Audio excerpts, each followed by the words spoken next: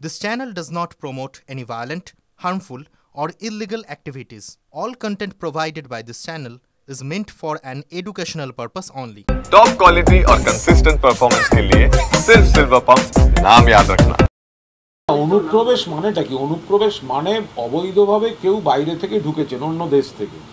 এইটা আটকানোর দায়িত্ব তো কেন্দ্রীয় সরকারের, বিএসএফ এর, কেন্দ্রীয় এজেন্সি। তো ফলে অনুপ্রবেশ হয়ে থাকলে সেটা তো কেন্দ্রীয় সরকারের ব্যর্থতা। আর বাংলাদেশ থেকে পশ্চিমবঙ্গে যদি দুজন ঢুকে থাকে, তাহলে বিজেপি শাসিত ত্রিপুরায় 20 জন ঢুকেছে। কিছুদিন আগে আগরতলা স্টেশন থেকে রোহিঙ্গা সহ সব ধরা পড়েছে। তারা আবার ট্রেনে করে দিল্লি যাচ্ছিল, কলকাতায় আসছিল। তো কলকাতায় ধরা পড়লে বলতো কলকাতায় কেন? আরে ভাই, ঢুকেছে ত্রিপুরা দিয়ে, ট্রেনে করে আসছে। তো ফলে এই অনুপ্রবেশ ব্যাপারটাই তো কেন্দ্রের ব্যর্থতা। এখানে দেখতে হবে বৈধ ভোটার কেউ বাদ গেছেন কিনা। বাকিটা ওখানে যারা রাজনীতি করেন, যারা স্ক্রুটিনি করেছেন, তারা বলবেন। ওভারঅল দৃষ্টিভঙ্গিগত যে বিপদটা, সেটা তো নেতৃত্ব জাতীয় স্তরেই এই বিপদের কথাটা তুলে ধরেছেন। কিন্তু বিএসএফ বা কেন্দ্রীয় এজেন্সি বলতে পারবে যে বাংলাদেশ থেকে যদি কোনো বাংলাদেশি নাগরিক এখানে ঢুকে থাকেন, অবৈধভাবে যদি ঢুকে থাকেন, তাহলে কিভাবে ঢুকলো, তিনি কিভাবে ঢুকলেন, কিভাবে এলেন, তারা বলতে পারবেন। যাদের সীমান্ত পাহারা দেওয়া শুধু নয়, আপনি যদি জলপথে আসেন তাহলেও কেন্দ্রের হাতে, যদি আপনি আকাশপথে আসেন তাহলেও কেন্দ্রের হাতে, যদি আপনি সড়ক পথে আসেন বা স্থলপথে আসেন তাহলেও কেন্দ্রের দায়িত্ব পাহারা দেওয়া। ফলে বহিরাগত কেউ অবৈধভাবে যদি ঢোকে, তার দায়িত্ব কেন্দ্রের। কোচবিহারের তুফানগঞ্জের রামপুর অঞ্চলের বাসিন্দা দীপঙ্কর সরকারের কাছে এনআরসির নোটিশ এসছে।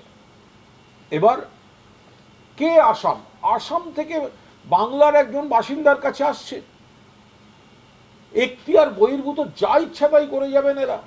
মুসলমানের কাছেও আসছে, হিন্দুর কাছেও আসছে। তাহলে এই যে এরা বলছেন হিন্দু সুরক্ষা, হিন্দু সুরক্ষা, অ্যাকচুয়ালি বিজেপির জন্য হিন্দুও বিপদে, মুসলমানও বিপদে। আমাদের দল কাকে এজেন্ট করবে সেটা এখন ওনাদের হাতে তুলে দিতে হবে। এটা কিন্তু কোনো সাধারণ স্বাভাবিক নির্দেশ হতে পারে না। ভোটে রাজনৈতিক দলের এজেন্ট থাকে, তার ফর্ম থাকে, বুথে এজেন্ট বসবে, তো স্বাভাবিক ব্যাপার। বিজেপির লোক নেই, জন্যেই এজেন্ট দিতে পারে না। এবার আমাদের বলা হচ্ছে বা বাকি দলকে বলা হচ্ছে, তোমাদেরকে কে বসবে জানাও। বহু মানুষের কাছে এই টাকাটা পৌঁছয়, সমাজে এই টাকাটা রোল করে। ফলে এটা একটা পুজো অর্থনীতি এবং একটা বিরাট অর্থনীতি। আগেরবার এটা প্রায় ৭৮,০০০ কোটি টাকা ছাড়িয়ে যাওয়া অর্থনীতি।